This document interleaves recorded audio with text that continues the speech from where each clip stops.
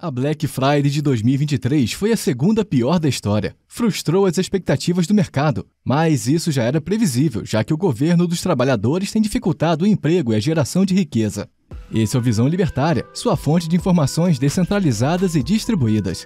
Não é de hoje que o brasileiro fica encantado ao ver o outdoor de 50% de desconto em um produto que nem desejava comprar. E é por isso que a data capitalista, a famosa Black Friday, se destaca.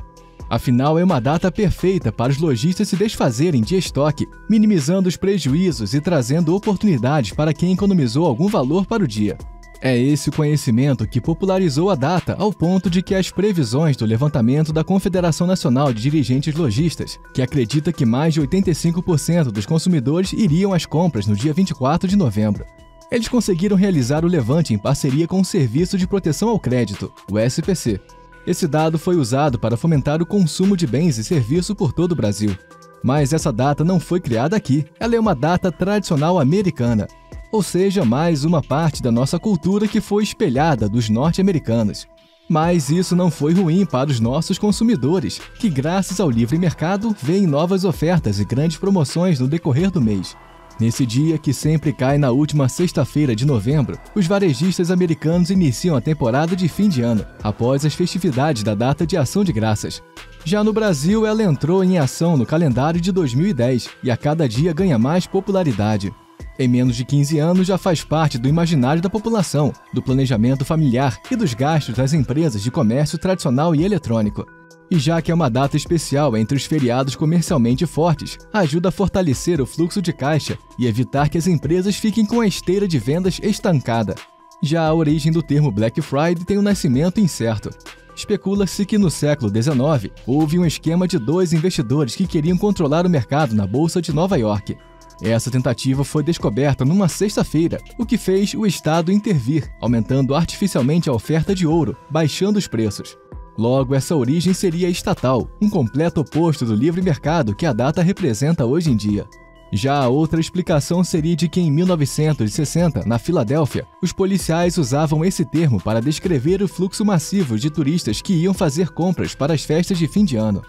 Essa origem já é mais similar com a que usamos a terminologia no dia a dia. Só que em terras de especulação, quem tem certeza é rei. E é assim que muitos golpes acabam sendo criados em datas tão relevantes para o comércio nacional, como o Dia Tradicional das Compras norte-americano. Além disso, por esses golpes acontecerem numa frequência tão preocupante, também faz com que os bancos finjam preocupação com a perda de dinheiro dos clientes, mesmo que os bancões também queiram pegar uma parte do valor. Só que honestamente e sem golpes, os bancos são livres para fechar negócios com os clientes. Por isso eles mantêm as dicas de seguranças, como conferir a confiabilidade da loja e desconfiar de preços muito baixos, o que seria a coisa mais básica a se fazer. Conferir os dados de um boleto, recusar chamadas surpresas e usar cartões descartáveis são fatores importantes para quem faz compras virtualmente. Justamente por isso que os números de fraudes não são ainda maiores. Nas primeiras 2 horas da Black Friday foram registradas mais de 7,6 mil tentativas de fraudes em compras online. E a área de brinquedos, ou seja, produtos infantis, acaba sendo uma das mais afetadas pelos golpistas. Porém, existe um dado positivo que é o valor das fraudes na Black Friday desse ano. Caiu 29% para menos de 10 milhões de reais. Sim, é isso mesmo que você ouviu. Os golpistas não conseguiram manter o mesmo nível de fraude. E isso não se deve ao aumento do conhecimento do comprador, nem uma eficácia do combate às fraudes, talvez em parte, mas sim porque essa Black Friday fracassou e frustrou as expectativas do mercado. As fraudes diminuíram porque as compras diminuíram, apesar do governo atual ter uma parcela grande na culpa. Com a inflação, aumentos de gastos públicos e impostos, não é só isso que explica o problema geral. E para entrar mais nos pormenores dessa data, é preciso tratar com os dados diretamente. Isso se deve a essas fraudes não serem o único risco que o pequeno consumidor precisa se preparar, com semanas de antecedência. Por exemplo, os lojistas aumentam os preços para diminuírem na época dos descontos, a famosa promoção metade do dobro, ou fazem promoções curtas com produtos inferiores do que o prometido. Mas isso já faz parte dos problemas conhecidos. A taxa de juros representa o risco brasileiro, que deve se manter no patamar atual, como falamos antes. Se somado com a descrença do povo e do comércio com a gestão do molusco, isso faz com que a inflação e outros gastos sejam sufocantes para a população consumidora. Desse modo, a necessidade dos mais carentes torna-se a aumentar as provisões de emergência ou gastar apenas o básico, como alimentos. Além disso, o desaquecimento da economia real, que é aquela que o brasileiro médio sente, não para de ser mais relevante.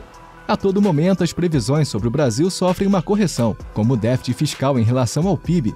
Empresas como a Magazine Luiza e Americanas, que estão com alguns problemas, para dizer o mínimo, não são a exceção das várias empresas que apresentam problemas de solvência.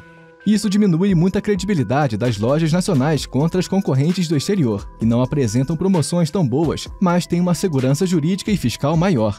É por todos esses fatores que a previsão de 16% a mais de vendas no comércio digital não se concretizou, e a aposta na inteligência artificial não foi suficiente para suprir o rombo. O Brasil já está em estagnação econômica.